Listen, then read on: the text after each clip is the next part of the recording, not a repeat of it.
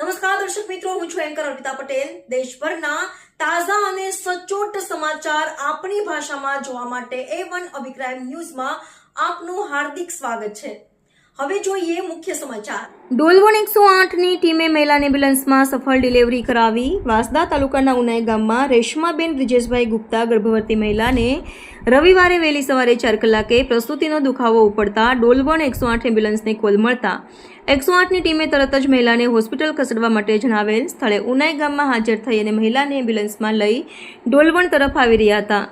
તે સમયે રસ્તામાં જ ભારે પીડા ઉપડી હતી અને મહિલાની તબિયત નાજુક લાગતા EMT તરુણભાઈ પવારે તે સાથે પાયલટ મનીષ ગામિતે રસ્તાની બાજુમાં એમ્બ્યુલન્સને ઊભી રાખી મહિલાને EMT તરુણભાઈ પવારે સૂઝબૂછતાથી એમ્બ્યુલન્સમાં ઉપલબ્ધ સાધનોની મદદથી મહિલાને નોર્મલ પ્રસૂતિ કરાવી હતી અને માતા અને બાળક બંનેનો જીવ બચાવ્યો હતો।